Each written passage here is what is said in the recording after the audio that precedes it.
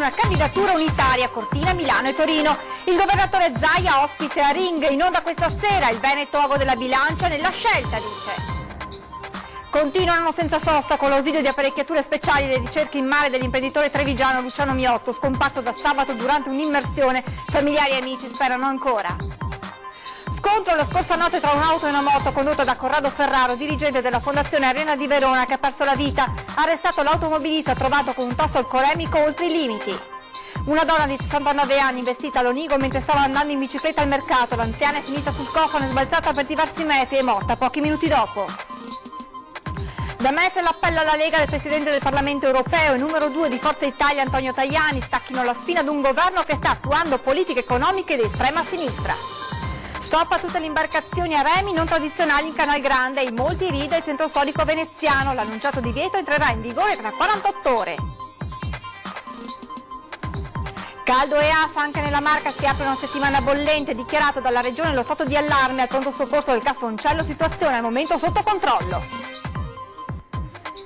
Titoli del Veneto dei nostri telegiornali, buonasera e ben ritrovati. In primo piano, dunque, l'avete sentito anche dai titoli, le Olimpiadi invernali del 2020. Oggi a Roma il governatore del Veneto Luca Zaia ha incontrato il numero 1 del CONI Giovanni Malagò. Entrambi hanno parlato dell'ipotesi di una candidatura unitaria che veda insieme Cortina, Milano e Torino.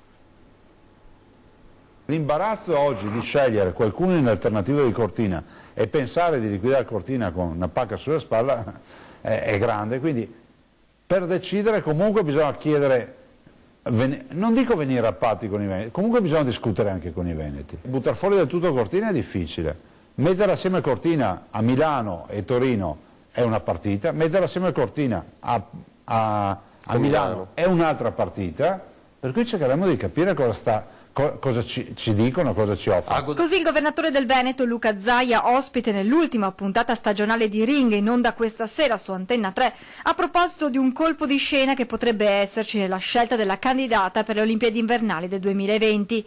E di questo il presidente del Veneto è tornato a parlare oggi a Roma dopo la presentazione nella sede del CONI del campionato mondiale di mountain bike marathon che si terrà il 15 settembre nell'area di Auronzo e Misorina.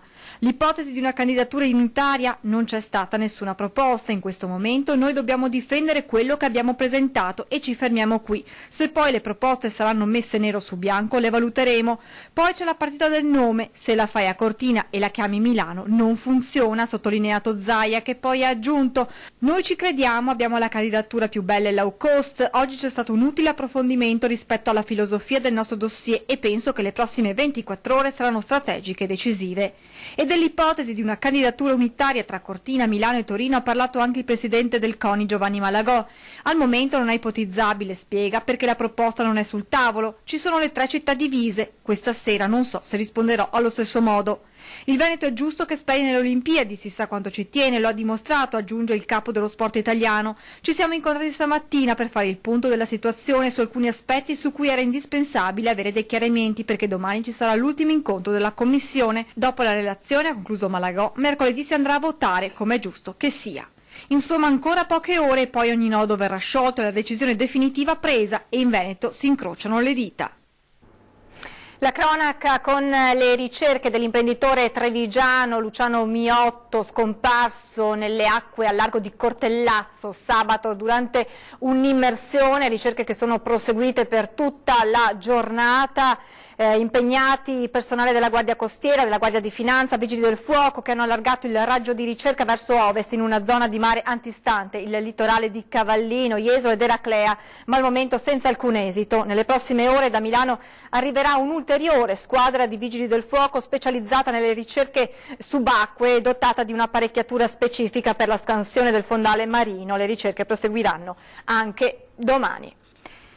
E naturalmente sono ore di angoscia, di apprensione per la sorte di Luciano Miotto, anche dagli industriali trevigiani, dove l'imprenditore con fabbrica Cessaltro ha ricoperto il ruolo di vicepresidente per poi arrivare ai vertici di Federmeccanica in Confindustria Nazionale.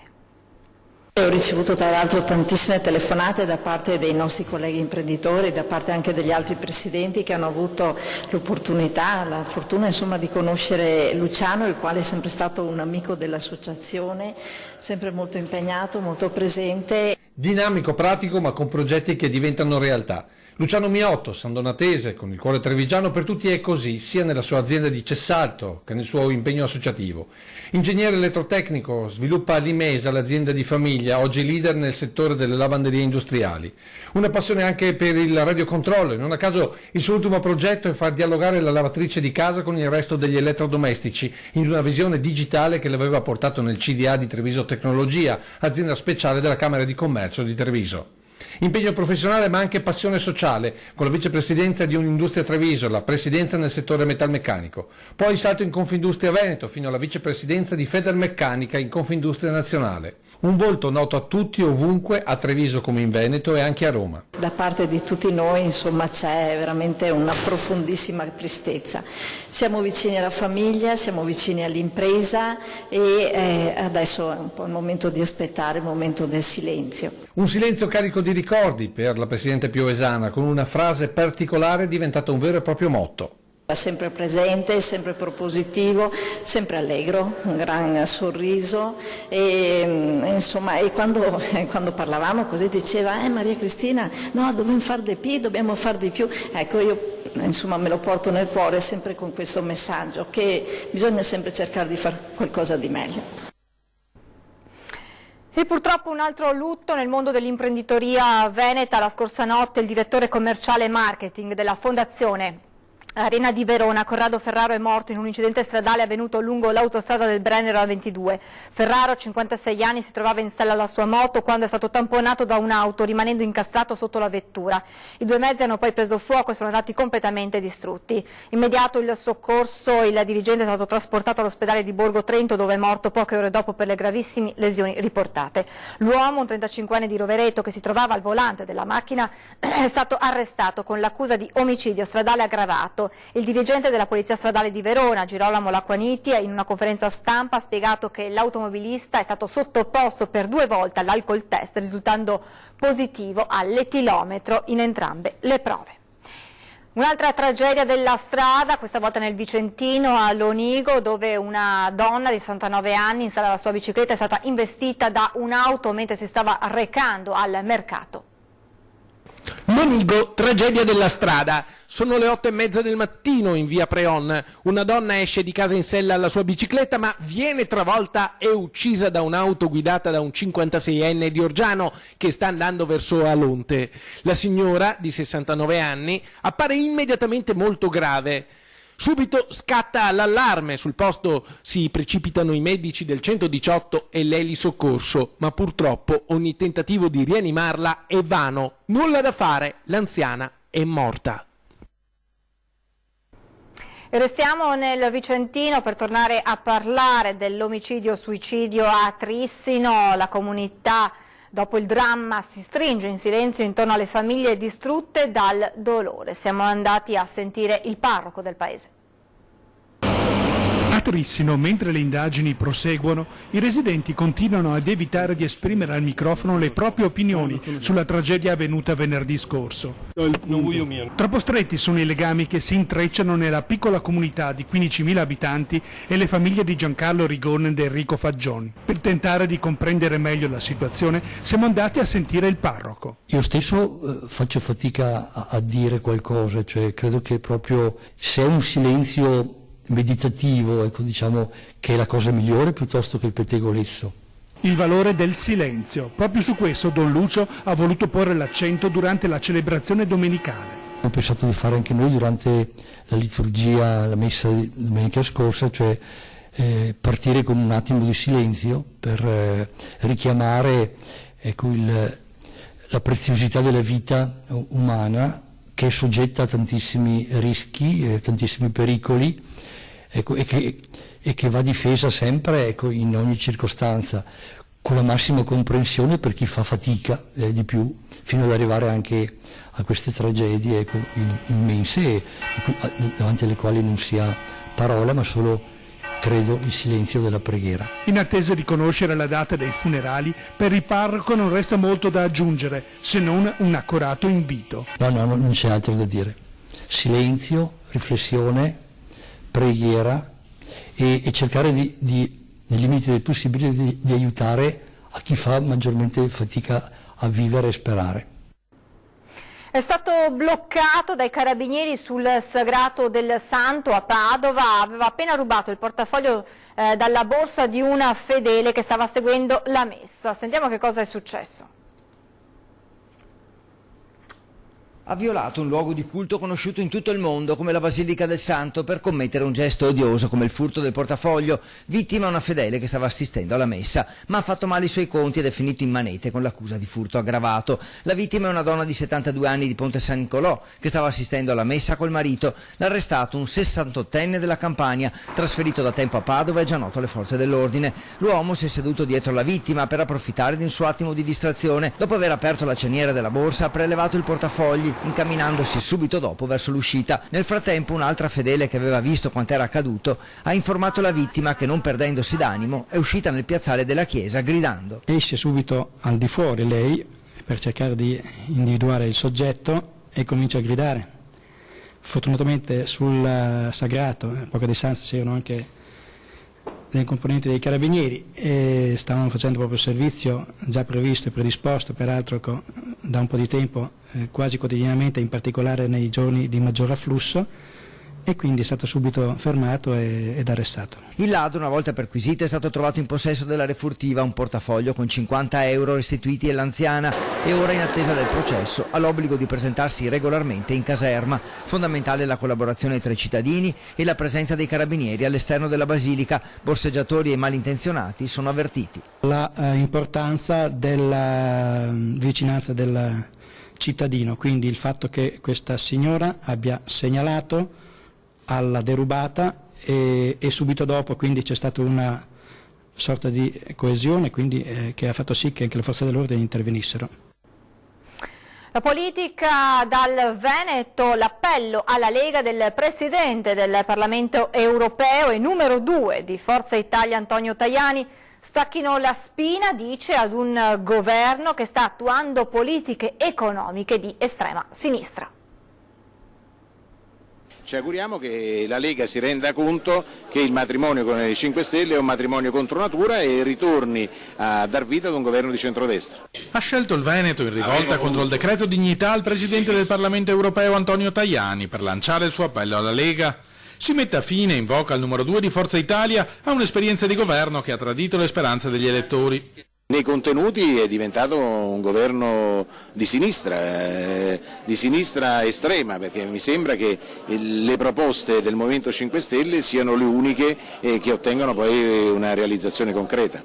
Dal decreto dignità al no alla TAV, da maestra gli azzurri puntano il dito sulle politiche economiche del governo che ritengono incompatibili con le idee e l'elettorato della Lega, a partire dai 600 imprenditori veneti che hanno firmato una lettera durissima contro il provvedimento del ministro del lavoro Luigi Di Maio. Si prende esempio in tutta Italia da quello che hanno fatto i veneti in questi ultimi decenni.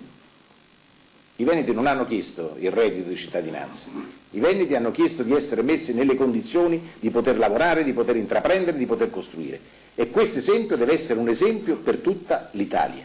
Gli imprenditori del Veneto, argomenta Tajani, in pochi decenni hanno trasformato una delle terre più povere d'Italia in una delle più ricche. Oggi la loro voce è quella di tutto il paese.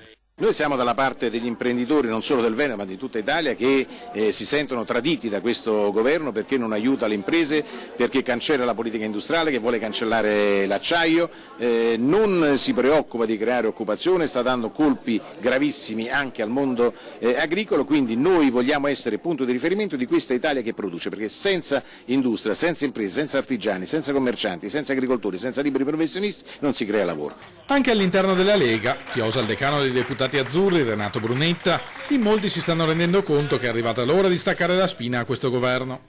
Perché se non lo stacca la Lega, la staccano i mercati che non stanno credendo più nell'Italia. Il Movimento 5 Stelle ha consegnato alla DDA di Venezia un faldone relativo al traffico di rifiuti in relazione alla scoperta in falda nel territorio vicentino di un nuovo inquinante, il Gen X, potenzialmente cancerogeno, e sotto accusa c'è ancora la Miteni di Trissino. Noi siamo venuti a portare un'ulteriore richiesta di un'altra sanzione amministrativa e la richiesta insomma del sequestro dell'azienda. C'erano la consigliera comunale di Montecchio Maggiore Sonia Perenzoni e il capogruppo del Movimento 5 Stelle in Consiglio regionale Manuel Brusco, oppure presidente della commissione consigliare regionale sui FAS, e il consigliere regionale Jacopo Berti nella delegazione che stamattina ha consegnato alla direzione distrettuale antimafia di Venezia un faldone su un presunto traffico di rifiuti legato al ritrovamento in alcuni pozzi all'interno e all'esterno della Miteni di Trissino di un nuovo inquinante potenzialmente cancerogeno, il Gen X. Il contenuto dei documenti depositati alla DDA è top secret e non può uscire dal perimetro della cittadella della giustizia. Il motivo? Soltanto uno: la partita è troppo delicata. Quel che è certo è che dopo i rilievi dell'ARPAV e l'intervento dei carabinieri del NOE, l'azienda vicentina è stata sanzionata. Il NOE la settimana scorsa ha fatto questa multa, parliamo di 3 milioni e rotti di euro. Miteni si difende dicendo che porta gli scarichi industriali direttamente al depuratore dell'Alto Vicentino, ma non basta. Non alle mamme no FAS, a Greenpeace, alla provincia di Vicenza che all'inizio di luglio ha fermato l'attività nell'area dell'azienda dove si lavora il Gen X, e nemmeno al Movimento 5 Stelle che a Palazzo Ferrofini presiede la commissione regionale sui FAS. Il nuovo inquinamento da Gen X che abbiamo preso dalla notizia di stampa ormai da qualche giorno, ormai è notizia che anche questo composto sia presente all'interno della Miteni di Trissino, sarà un elemento poi da approfondire, che abbiamo già come Movimento 5 Stelle iniziato a approfondire. Oggi abbiamo presentato questo esposto qui alla Procura di Venezia e ci muoveremo anche in Consiglio. Le analisi chimiche dell'ARPAV non lascerebbero spazio a dubbio alcuno, come pare più di un sospetto, la circostanza secondo cui il Gen X negli ultimi 3 anni sia finito nei campi e nei rubinetti di una vasta area della pianura veneta. Siamo tutti molto preoccupati perché hanno appena cominciato a lavorarlo e già ce lo troviamo nelle falde, e quindi vuol dire che l'azienda è un colabrodo. Adesso la vicenda Veneto Banca, perché ci sono delle novità per quanto riguarda l'inchiesta nel crack della Popolare Veneta. Truffa aggravata in concorso. E questa è l'accusa per i vertici funzionari di Veneto Banca da parte della Procura di Verbania. Il caso riguarda Banca Intra, uno degli istituti assorbiti dalla Banca di Montebelluna nel corso dell'era Consoli. Sono 43 le persone che finiranno a giudizio lungo il lago piemontese, partendo proprio dal direttore generale divenuto poi amministratore delegato. Ma la vera novità è che alla sbarra finiranno anche i dirigenti e non solo delle filiali, perché come ha scritto la Procura avrebbero fatto sottoscrivere acquisti azionari senza informazioni sul rischio. Nel mirino dei direttori delle filiali, definiti veri e propri truffatori nel fascicolo, tutti i correntisti con deposito superiore ai 10.000 euro. In molti casi, sottolinea il pubblico ministero, i clienti avevano oltre 80 anni ed erano convinti di sottoscrivere ben altri titoli, BOT ad esempio. Una decisione, quella della Procura di Verbania, che avrà senz'altro ripercussioni sull'inchiesta in corso a Treviso e che riguarda la capofila del gruppo con numeri e possibili imputati decisamente più elevati. Verbania ha accertato, per quello che si intende, responsabilità individuali anche da parte di funzionari non apicali della banca.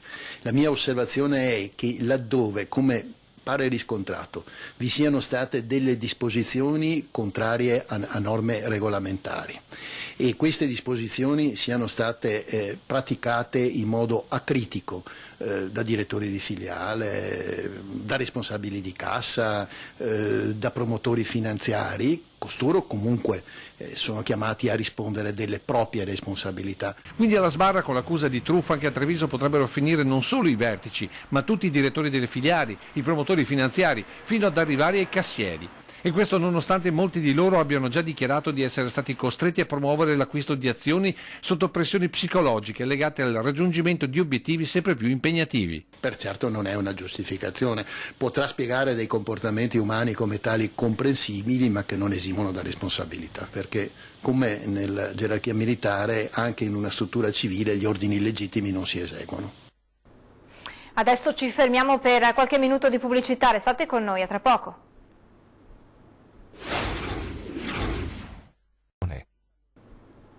Di nuovo in diretta con l'informazione dal Veneto di Antenna 3, ancora tuffi in canale a Venezia. Sabato davanti a Caffè Arsetti e ieri pomeriggio in Fondamenta 9.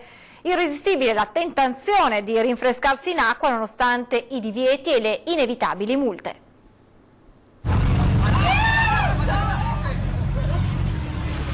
Pantaloncini scuri e maglietta gialla, inconfondibile la comitiva che ieri pomeriggio in Fondamenta 9 ha incitato un compagno a sfidare regole e sanzioni oramai definitive a Venezia. Eccolo il predestinato nel video di Roberta De Rossi della Nuova Venezia. Impavido, il nostro è stato pizzicato mentre si sfila calzoncini e t-shirt. 3-2-1, splash, tuffo quasi perfetto. Ma il tempo del refrigerio è cronometrato e dura quasi quanto l'esibizione dei professionisti in vasca, perché a interrompere l'idillio arrivano 2 agenti della municipale e si sa già come finirà. 3 compagni improvvisano una scaletta per consentire all'amico di risalire in sicurezza. Si dirà i soliti stranieri e invece no, a dare spettacolo dei quasi autoctoni. La comitiva in gita a Venezia arrivava da Monselice, nel Padovano. Impossibile anche solo pensare che fossero tutti all'oscuro dell'ordinanza ferrea che vieta in maniera categorica di tuffarsi in canale e non per una mera questione di decoro. È andata meglio al turista, del quale ignoriamo la provenienza, che sabato si è esibito in egual modo davanti a Caffarsetti fronte Canal Grande. Le immagini sono di Gazzettino.it. Chissà se l'annunciato DASPO anti-Cafonal darà i risultati sperati. E restiamo in centro storico a Venezia, in Canal Grande, dove saranno off limits i kayak, i pedalò, le imbarcazioni a remi non tradizionali, insomma. L'annunciato divieto entrerà in vigore tra 48 ore. In Canal Grande, canale di Canareggio, nei rii del Sestiere di San Marco e negli altri rii e canali dove sono attivi servizi di trasporto pubblico di linea autorizzati dal Comune di Venezia, è vietata la navigazione dei natanti denominati iole, pattini, pedalò, canoe, kayak, tavole a remi e ogni altra tipologia a queste assimilabile. L'ordinanza che modifica il testo unico sulla circolazione acquea è stata pubblicata in queste ore sul sito del Comune di Venezia e sarà in vigore da mercoledì 1 agosto. L'annunciato giro di vite riguarda anche alcuni rii minori, dove la navigazione delle imbarcazioni a remi non tradizionali viene vietata dalle 7 alle 17 nei giorni feriali e dalle 7 alle 15 nei sabati non festivi. Nelle restanti acque della ZTL lagunare il blocco è in vigore dal lunedì al venerdì dalle 8 alle 15 e al sabato dalle 8 alle 13, festivi esclusi. La navigazione nei canali e negli orari consentiti, puntualizza l'ordinanza, non autorizza in alcun modo l'attraversamento del Canal Grande. Nuovo e assoluto il divieto per i gommoni, anche se di proprietà dei residenti.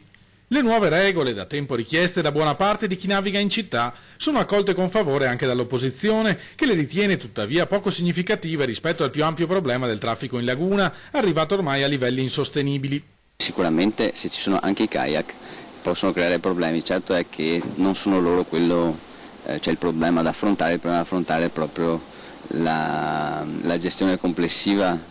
L'incidente tra motoscafo Gran Turismo e Vaporetto al Tronchetto, denuncia in una lettera aperta al presidente della Municipalità di Venezia Giovanni Martini, si aggiunge a una serie di incidenti che in pochi giorni hanno occupato le pagine dei giornali. Che le cose siano degenerate e che occorra correre subito ai ripari lo dimostrano i bruschi rallentamenti a cui vengono costretti gli stessi mezzi di soccorso, ambulanze e vigili del fuoco che per urgenze transitano in Canal Grande. E non va meglio in altre zone della città.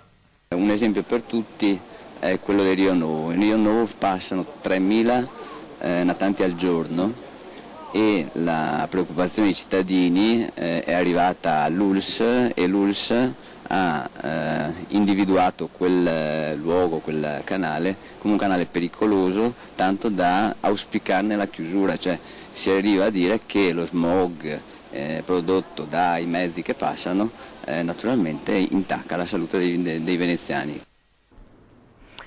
E adesso il caldo, è iniziata la settimana più incandescente e la Regione del Veneto ha dichiarato lo stato di allarme. Gli esperti parlano della settimana più calda dell'estate ed è stato sufficiente questa settimana aprire le finestre per averne conferma. Già nelle prime ore della mattinata la colonnina di mercurio si è avvicinata ai 30 gradi, superandoli abbondantemente nel corso della giornata. Temperatura al di sopra della media stagionale, con valori intorno ai 35 gradi, ma in alcune località si sono sfiorati anche i 38. L'intensa ondata di caldo durerà almeno fino al primo weekend di agosto e chi spera di trovare un po' di refrigerio alla sera dovrà rassegnarsi perché i valori faticosamente faticheranno a scendere sotto i 25 gradi. E alla luce delle previsioni contenute nel bollettino del disagio fisico e della qualità dell'aria per la regione del Veneto emesso da ARPAV è stato dichiarato lo stato di allarme climatico per disagio fisico da oggi fino al 2 agosto per le zone costiere, pianeggiante continentale, pedemontana e montana del Veneto. Di conseguenza l'assessore alla sanità ha disposto l'attivazione immediata delle particolari forme di organizzazione assistenziale rivolte particolarmente ad anziani portatori di malattie croniche, respiratorie o comunque a rischio. È attivo anche il numero verde 800 462 340 realizzato con la collaborazione del servizio telesoccorso e telecontrollo. La Marca Trevigiana rimane tra le province più incandescenti del Veneto e se al momento non si registrano particolari criticità nei pronto soccorsi nonostante sia tutto pronto in caso di un aumento degli accessi, rimangono sempre valide le raccomandazioni rivolte in particolar modo ad anziani e bambini, come bere molto, assumere molta frutta e verdura e soprattutto non esporsi nelle ore più calde della giornata, non esporsi direttamente al sole e poi soprattutto per le persone più anziane e per i bambini più piccoli, ecco, fare particolare attenzione. Vi ricordo l'appuntamento con Ring che torna in prima serata alle 21:15, ultima puntata per questa stagione prima della pausa estiva, ospite il governatore del Veneto Luca Zaia che parlerà di autonomia ma anche, come avete sentito, di Olimpiadi, di decreto dignità e di tanti altri temi. Appuntamento dunque alle 21:15. Con le notizie dal Veneto ci fermiamo qui, linea alle previsioni del tempo, grazie per essere stati con noi, buona serata.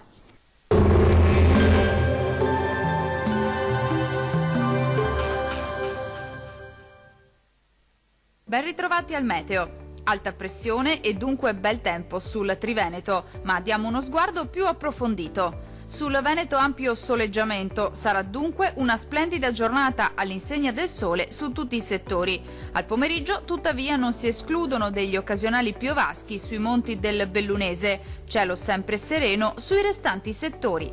Clima caldo con temperature minime tra 20 e 24 gradi, valori massimi compresi invece tra 32 e 37 gradi. Diamo uno sguardo al Friuli, Venezia Giulia. Poche novità, situazione molto simile, con qualche pioggia solamente al pomeriggio sui rilievi alpini. Ampio soleggiamento invece altrove, con il cielo che si presenterà sereno o al massimo poco nuvoloso. Temperature molto calde con minime comprese tra 22 e 23 gradi, valori massimi oscillanti invece tra 33 e 37 gradi. Vediamo infine la situazione del Trentino Alto Adige. Non cambia di molto la previsione, con tanto sole al mattino e solo con qualche isolato fenomeno al pomeriggio sui settori alpini di confine. Cielo sereno o al massimo poco nuvoloso sui restanti settori. Temperature minime tra 18 e 20 gradi. Valori massimi compresi invece tra 34 e 38 gradi circa. Dal meteo per ora è tutto, arrivederci al prossimo aggiornamento.